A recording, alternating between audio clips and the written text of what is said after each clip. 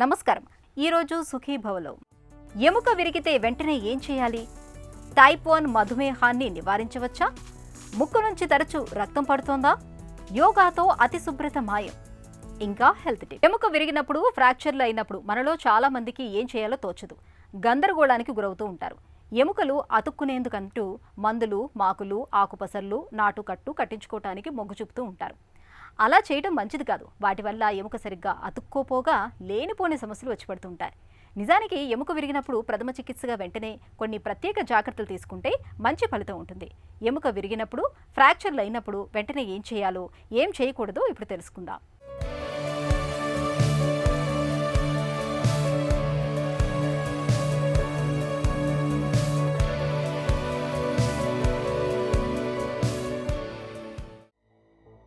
ఎముకలు మన శరీరానికి ఆధారంగా ఉండే బలమైన జీవగర్రలు.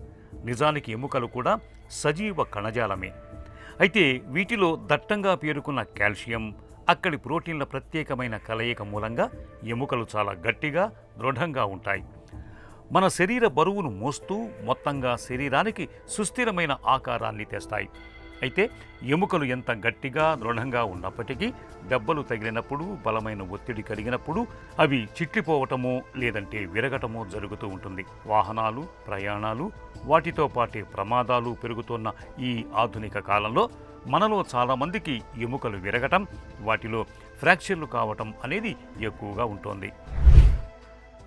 ఓపెన్ ఫ్రాక్చర్ అంటే ఏంటంటే ఎముక విరిగిన చోట రక్తం బయటకు రావడం, దాంతోపాటు లోపల ఎముక ఏదైతే ఉంటుందో విరిగిపోయిందో అది బయట వాతావరణానికి ఎక్స్పోజ్ అవ్వడము, దాంతోపాటు చుట్టూ ఉన్న స్కిన్ ఏదైతే ఉంటుందో అదంతా కట్ అయిపోవడం అనేది ఉంటుంది. అదే సింపుల్ క్లోజ్డ్ ఫ్రాక్చర్ అంటే ఏంటి అని అంటే ఎముక విరిగిపోతుంది కానీ రక్తం అనేది బయటికి రాదు, ఎముక అనేది బయటికి ఎక్స్పోజ్ అవ్వదు, దాంతోపాటు చర్మం అనేది ఇంటాక్ట్గానే ఉంటుందన్నమాట. ఫ్రాక్చర్ రెండు రకాలుగా, సింపుల్గా చెప్పాలంటే రెండు రకాలుగా ఉంటుంది. ఒకటి సింపుల్ ఫ్రాక్చర్, ఇంకోటి కాంప్లెక్స్ ఫ్రాక్చర్. సింపుల్ ఫ్రాక్చర్ అనేది ఎముక అనేది ఒక చోటే విరుగుతుంది. అదే కాంప్లెక్స్ ఫ్రాక్చర్ అంటే ఒక ఎముక మల్టిపుల్ ప్లేసెస్లో విరుగుతుంది అనమాట. మోర్ కామన్ ఏంటి అని అంటే రోడ్ ట్రాఫిక్ యాక్సిడెంట్స్, దాని తర్వాత ఏమైనా కన్స్ట్రక్షన్ సైట్లో మనం వర్క్ చేసేటప్పుడు పైనుంచి కింద పడిపోవడం కానీ, లేదు వృద్ధాప్యంలో ఏంటంటే బాత్రూమ్కి వెళ్ళేటప్పుడు కాళ్ళు జారి పడిపోవడము, అప్పుడు ఏంటంటే ఎముక మెత్తగా ఉంటుంది కాబట్టి వృద్ధాప్యంలో ఇలా జారి పడిపోవడంలో కూడా మనకి ఏంటంటే ఎముక విరిగిపోయే అవకాశం ఉంటుందన్నమాట. ఫ్రాక్చర్ అయినప్పుడు ఏంటంటే మనకి అధికంగా నొప్పి ఎక్కువగా ఉంటుంది, దాంతోపాటు వాపు ఎక్కువగా ఉంటుంది, దాంతోపాటు మనం ఏదైతే చెయ్యి అయితే చెయ్యి, కాళ్ళు అయితే కాళ్ళు అది కదపలేకపోవడము, ఆ తర్వాత అది వంకరగా తిరిగిపోయి ఉంటుందన్నమాట. సాధారణంగా ప్రమాదాలు జరిగినప్పుడు, ఆటోల్లో దెబ్బలు తగిలినప్పుడు, మెట్ల మించి పడినప్పుడు, స్నానాల గదుల్లో జారి పడిపోయినప్పుడు ఎముకలు ఎక్కువగా విరుగుతూ ఉంటాయి. అయితే ఎముకలు గుల్లబారిపోయి ఆస్టియోపోరోసిస్తో బాధపడుతున్నప్పుడు దెబ్బలాంటివి ఏమీ తగలకుండానే చిటుక్కన ఎముకలు విరుగుతూ ఉంటాయి. కొంతమందిలో ఒంట్లో ఎక్కడైనా క్యాన్సర్ తలెత్తితే అది ఎముకకు విస్తరించి స్థిరపడుతూ ఉంటుంది. దీంతో అక్కడ ఎముక గుల్లబారి పటుత్వం తగ్గి విరుగుతూ ఉంటుంది. తగిలిన దెబ్బ, దాని తీవ్రతను బట్టి ఎముకలు రకరకాలుగా విరగొచ్చు. ఎముక మీద ఒకవైపు కాస్త పగులు వచ్చి చిట్లడాన్ని హెయిర్లైన్ ఫ్రాక్చర్ అంటారు. ఎముక విరిగి ఎక్కడిదక్కడే ఉండిపోతే దీన్ని సింపుల్ ఫ్రాక్చర్ అంటారు. కొన్నిసార్లు ఎముక పూర్తిగా విరిగి అటు ఇటు జరిగిపోతూ ఉంటుంది. మరికొన్ని సందర్భాల్లో ఎముకలు విరిగి ముక్కలుగా విడిపోతూ ఉంటాయి. ఫ్రాక్చర్ అయింది అని అంటే పేషెంట్ మన దగ్గరికి వచ్చినప్పుడు మనం తనిఖీ చేసి ఒక డయాగ్నోసిస్కి వస్తాము. అది మనం ఏంటంటే ఎక్స్రే పద్ధతిలో మనం ఏంటంటే ఎక్స్రే చేశాక అసలు ఎక్కడ ఇరిగింది, ఎన్ని ముక్కలు విరిగాయి అనేది ఎక్స్రే ద్వారా మనకి తెలుస్తుంది అనమాట. ఇప్పుడు ఏంటి అని అంటే ఒక ఎముక విరిగిన తర్వాత రెండు విధాలుగా అది ట్రీట్ చేయొచ్చు. ఒకటి కన్జర్వేటివ్ ట్రీట్మెంట్ అంటాం. అందులో ఏంటి అని అంటే మనం ఒక ఆపరేషన్ చేయకుండానే ఒక సిమెంట్ పట్టీతో మనం ఏంటనంటే ఏదైతే ఎముక ఇరిగిపోతుందో దాన్ని కదలకుండా మన సిమెంట్ పట్టీ వేసేసి దాన్ని కొన్ని రోజుల పాటు రెస్ట్ ఇచ్చేసి అతికినంత వరకు ఉంచి తర్వాత ఆ ప్లాస్టర్ అనేది తీసేస్తాం అనమాట. కొన్ని ఫ్రాక్చర్స్ ఉంటాయి, అవి ఏంటంటే సిమెంట్ కట్టుతో అవ్వవు, అప్పుడు మనం ఏంటంటే ఆపరేషన్ చేయాల్సి ఉంటుంది. ఆ ఆపరేషన్ చేసేటప్పుడు ఏంటి అని అంటే మనము పలు రకాలుగా ఇంప్లాంట్స్ ఉంటాయి, అవి వాడతాం. కొన్ని వాటికి ఏంటంటే కొన్ని ఫ్రాక్చర్స్కి ప్లేటింగ్ పద్ధతిలో మనం ఆపరేషన్ చేస్తాము. ఇంకొన్ని వాటికి ఏంటంటే నెయిలింగ్ పద్ధతిలో అది ఆపరేషన్ చేస్తాము.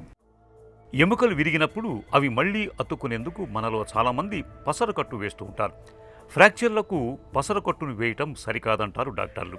అలాగే ఎముక విరిగి బాధపడుతున్న వ్యక్తిని ఎలా పడితే అలా తరలించకూడదు. వెడల్పాటి బల్లపై పడుకోబెట్టి తీసుకెళ్తే విరిగిన ఎముకలకు మరింత ప్రమాదం జరగకుండా ఉంటుంది. ఎముకలు విరిగిన చోట గాయాలను శుభ్రం చేయటం కూడా ముఖ్యమే. సరిగా శుభ్రం చేయకపోతే గాయం నుంచి ఎముకల్లోకి ఇన్ఫెక్షన్లు సోకే అవకాశాలు ఉంటాయి. ఎముకల్లో పగుళ్ళు, ఫ్రాక్చర్లను చాలా వరకు ఎక్స్రేలో గుర్తించవచ్చు. హెయిర్లైన్ ఫ్రాక్చర్ అయితే గాయమైన భాగం కదలకుండా పట్టీ వేసి విశ్రాంతి ఇస్తే చాలు, చాలా వరకు అదే నయమైపోతుంది. సింపుల్ ఫ్రాక్చర్కు సిమెంట్ పట్టీ సరిపోతుంది. ఇక బాగా విరిగిన ఎముకలకు రాడ్లు, స్క్రూలు వేయాల్సి ఉంటుంది. చికిత్స తర్వాత అంటే ఎముక ఇరిగిన తర్వాత, ఆపరేషన్ అయిన తర్వాత మనం తీసుకునే ఆహారం ఏదైతే ఉంటుందో అందులో కాల్షియము, వైటమిన్ డి ఎక్కువగా ఉండేటట్లు చూసుకోవాలి. మనం తీసుకున్న ఆహార పదార్థాలు ఏంటంటే మెయిన్గా కాల్షియం రిచ్గా ఉన్న ఆహార పదార్థాలు ఏంటంటే స్పినాచ్, అదే మన పాలకూరలో కాల్షియం ఎక్కువగా ఉంటుంది. దాంతోపాటు రాగి, మిల్లెట్స్, కొర్రలు అంటాము వాటిల్లో, దాంతోపాటు పాలు పదార్థాలు, దాంతోపాటు డ్రై ఫ్రూట్స్ అండ్ మళ్ళీ మాంసాహార పదార్థాల్లో మనకి ఏంటంటే కాల్షియం, వైటమిన్ డి ఎక్కువగా ఉంటుంది. దాంతోపాటు మన ఉదయం సాయంకాలం ఏదైతే ఉంటుందో ఎండ, ఆ ఎండలో నించుంటే మనకి వైటమిన్ డి ఉత్పత్తి ఎక్కువగా ఉంటుందన్నమాట మన శరీరంలో. ఇవి ఆహారపరంగా అంటే తీసుకోవాల్సినవి. తర్వాత నెక్స్ట్ ఏంటంటే వ్యాయామాలు. ఎముక అతుక్కోవడానికి కొన్ని ఎక్సర్సైజెస్ ఉంటాయన్నమాట. ఆ ఎక్సర్సైజ్లు ఏవైతే డాక్టర్ గారు చెప్తారో అవి చేసుకుంటే సరిపోతుందన్నమాట. చర్మం గీసుకుపోతే కొద్ది రోజుల్లో దానంతట అదే మానిపోతుంది. అచ్చం ఎముక విషయంలో కూడా ఇలాగే జరుగుతుంది. ఎముక మీద పెరియాస్టియం అనే దట్టమైన పొర ఉంటుంది. బలమైన దెబ్బ తగిలి గాయమైతే ఈ పొర చినిగి రక్తనాళాలు తెగి రక్తస్రావం అవుతుంది. ఈ రక్తంలోని ప్లేట్లెట్ కణాలు విడిబడి అక్కడున్న మూల కణాలను ప్రేరేపించే రసాయనాలు అంటే గ్రోత్ ఫ్యాక్టర్స్ విడుదలవుతాయి. దీంతో మూల కణాలు వృద్ధి చెందుతూ ఎముకల మధ్య ఏర్పడిన ఖాళీలో చేరతాయి. ముందుగా అక్కడ మృదు కణజాలం, కార్టిలేజ్ కణాలు, తర్వాత ఎముక కణాలు ఏర్పడతాయి. ఈ కణాల్లో వాటి మధ్యలో కాల్షియం చేరి గట్టిపడుతుంది. దీంతో ఎముక మళ్ళీ దృఢంగా అతుక్కుపోతుంది. అయితే ఈ ప్రక్రియ సవ్యంగా, సాఫీగా, వేగంగా జరగటానికి వీలుగా సిమెంటు పట్టీలు, అవసరమైతే లోపల రాడ్లు, స్క్రూలు వేయటం, ఎముకలోకి రక్త ప్రసరణ సాఫీగా జరిగేలా జాగ్రత్త తీసుకోవాలి. ఏడాది దాటినా విరిగని ఎముకలు అతుక్కోనప్పుడు బోన్ గ్రాఫ్టింగ్ సర్జరీకి వెళ్లాల్సి ఉంటుంది.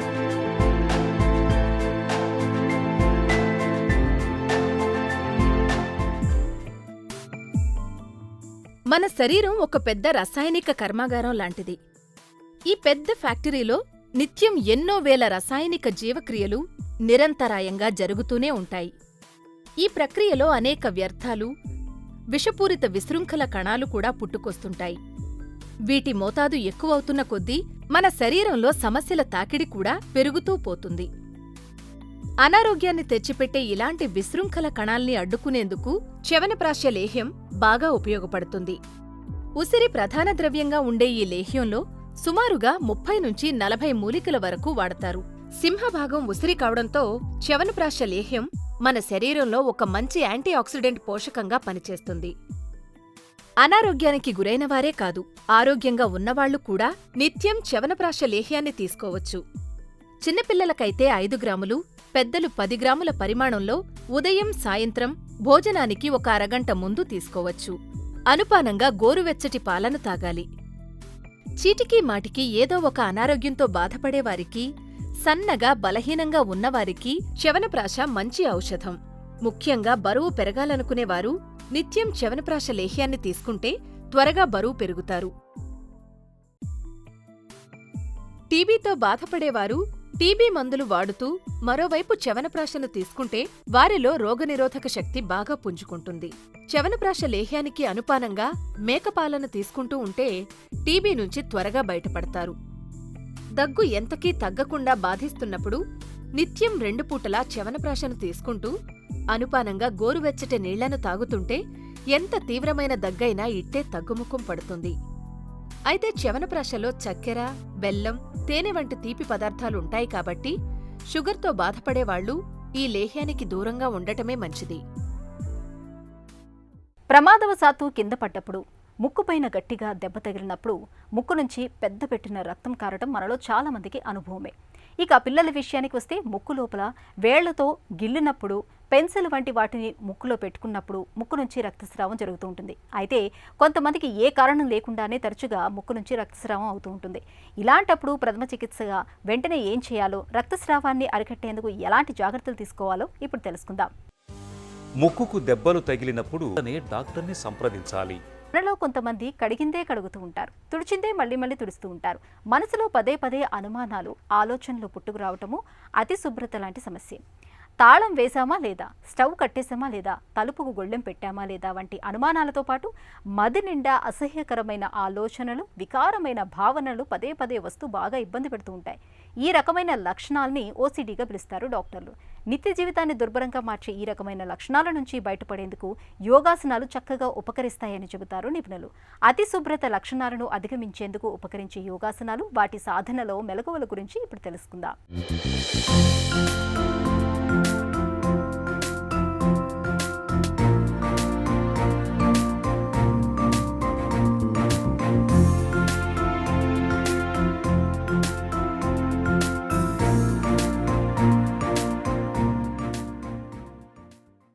ఈరోజు యోగా ద్వారా ఓసిడి ప్రాబ్లమ్స్ని ఏ విధంగా నయం చేసుకోవాలి అన్న దాని విషయంగా మనం తెలుసుకోబోతున్నాం. ఓసిడి అంటే అబ్సెసివ్ కంపల్సివ్ డిజార్డర్. ఈ ఓసిడి సమస్యతో ఉన్నటువంటి వ్యక్తులు ఎలా ఉంటారంటే, చెప్పిందే పదే చెప్పడం, చేసిందే పదే చేయడం, ఆలోచించిందే పదే ఆలోచించడం, ఈ రకమైనటువంటి సమస్యతో చాలా సతమతమైపోతూ ఉంటారు. వీళ్ళ జతలో ఉన్న వాళ్ళకి మరింత సమస్యగా ఏర్పడుతూ ఉంటుంది. ఈ సమస్యనే పూర్వకాలంలో చేదస్తం అనేటటువంటి పిలిచేవారు. ఇది చేదస్తం కాదు, మానసిక రకమైనటువంటి ఒక సమస్య. కొన్ని ప్రత్యేకమైనటువంటి ఆసనాలు, కొన్ని ప్రత్యేకమైనటువంటి ముద్రలు చేయడం ద్వారా శరీరంలో, మనస్సులో ఉండేటటువంటి కిల్బిషాల్ని, సమస్యల్ని, మానసిక సందిగ్ధాలని, మానసిక ఒత్తిడిని తొలగించడంలో ఈ యోగా ఎంతో ముఖ్యమైనటువంటి పాత్ర పోషిస్తుంది. మరి అందులో భాగంగా ఇప్పుడు మనం తెలుసుకోబోతున్నాం పాదహస్తాసనం. ఈ ఓసిడి సమస్యలకి పాదహస్తాసనం చాలా అద్భుతంగా పనిచేస్తుంది. మరియు ధ్యానముద్ర. ఇప్పుడు వాటిని ఏ విధంగా చేయాలో చేసి చూద్దాం. ముందుగా పాదహస్తాసనం. ఈ ఆసనాన్ని నిలబడి చేసే స్థితి నుంచి చేస్తాం. పాదాలు 2 జతలో ఉంటాయి. 2 చేతులు శరీర ప్రక్క భాగాలు తాకించి ఉంచాలి. హెడ్ స్ట్రైట్గా ఉంటుంది, షోల్డర్స్ రిలాక్స్గా ఉంటాయి. ఇప్పుడు ఈ స్థితి నుంచి 2 పాదాల మధ్యలో 2 లేక 3 అంగుళాలు గ్యాప్ ఉంచుకోవాలి. ఈ స్థితి నుంచి 2 చేతులు బయట నిదానంగా శ్వాసను తీసుకుంటూ పైకి లేపుతూ, శ్వాసను పూర్తిగా తీసుకున్న తర్వాత శ్వాసను నిదానంగా విడిచిపెడుతూ ముందుకు వంగాలి. 2 చేతులతో పాదాలను పట్టుకొని తలను ఎంత వీలైతే అంత ముందుకి ఆనించి ఉంచుకోవాలి.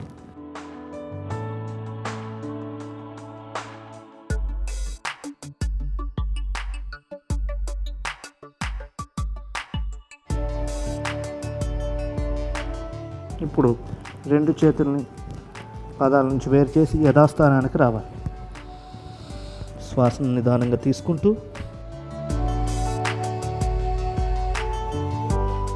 ఇప్పుడు శ్వాసను విడిచిపెడుతూ హస్తాలను నిదానంగా క్రిందకి దించాలి.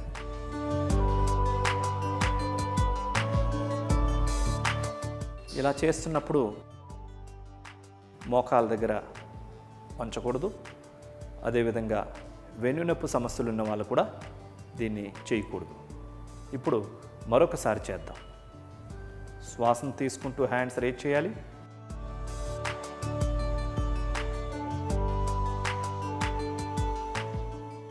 శ్వాసను విడిచిపెడుతూ ముందుకు వంగాలి.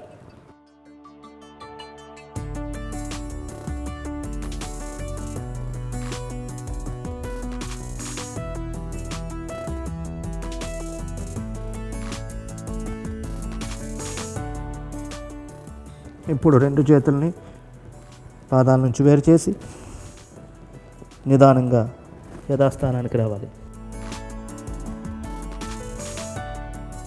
శ్వాసను తీసుకుంటూ హ్యాండ్స్ ఈ విధంగా తీసుకొచ్చిన తర్వాత శ్వాసను విడిచిపెడుతూ యథాస్థానానికి రావాలి. ఇప్పుడు ధ్యాన ముద్ర ఏ విధంగా చేయాలో చేసి చూద్దాం. కూర్చోవాలి. పద్మాసనంలో కానీ, వజ్రాసనంలో కానీ, సుఖాసనంలో కానీ, వీలు లేకుంటే కుర్చీలో కూడా కూర్చొని చేయవచ్చు. 2 అరచేతులు ఆకాశం వైపు చూస్తున్న విధంగా మోకాళ్ళపైన ఉంచాలి. చూపుడు వ్రేల్ని, బొటన వ్రేల్ని చివర్లు మాత్రమే తాకించి ఉంచాలి. మిగిలిన 3 వేళ్ళు స్ట్రైట్గా ఉండాలి. ఒకదానికొకటి తాకుతున్న విధంగా ఉండాలి. షోల్డర్స్ రిలాక్స్గా ఉంటాయి. వెన్ను నిటారుగా ఉండాలి. ఈ స్థితిలో ప్రశాంతంగా కళ్ళు మూసుకొని పూరక, కుంభక, రేచక, శూన్యక నియమాలు పాటిస్తూ, నిష్పత్తిని పాటిస్తూ ప్రాణాయామం చేయాలి. Pranic breathing.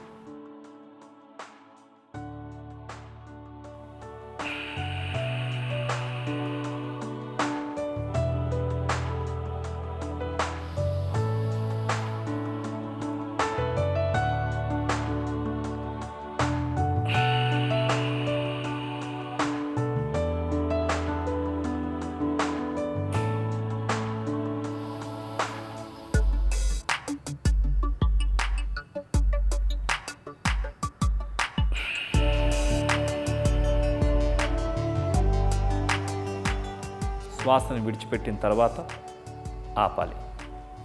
ముద్రను రిలీజ్ చేయాలి.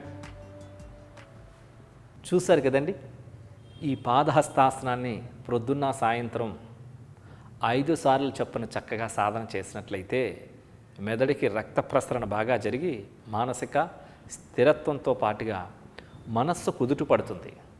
ఇకపోతే ధ్యానముద్ర. ఈ ధ్యానముద్రని రోజువారీ సమయంలో 45 నిమిషాలు చొప్పున ఈ ధ్యానముద్ర చేసినట్లయితే మైండ్ అంతా కూడా ప్రశాంతంగా తయారవుతుంది. జ్ఞాపక శక్తి బాగా పెరుగుతుంది. కాన్సన్ట్రేషన్ బాగా పెరుగుతుంది. మైండ్ స్థిరంగా ఉంటుంది. కాబట్టి ఈ పాదహస్తాసనం, ధ్యానముద్ర చేసి ఈ ఓసిడి సమస్యల నుంచి పూర్తిగా నయం కావాలని మనస్ఫూర్తిగా కోరుకుంటున్నాం. అతి శుభ్రత లక్షణాలను అధిగమించేందుకు ఉపకరించే యోగాసనాలు, వాటి సాధనలో మెలకువల గురించి చూసాం కదా. ఇక ఈరోజు కార్యక్రమాన్ని ముగించే ముందు స్టార్ హాస్పిటల్ సమర్పించు ఒక చిన్న చిట్కా మీకోసం. పిల్లలు బలం పుంజుకునేందుకు రాత్రిపూట బాదం పప్పుల్ని నానబెట్టి ఆపై మెత్తగా రుబ్బి ఆ మిశ్రమానికి పాలు, పంచదార కలిపి నిత్యం తాగిస్తూ ఉండండి. పిల్లలు త్వరగా బలం పుంజుకుంటారు.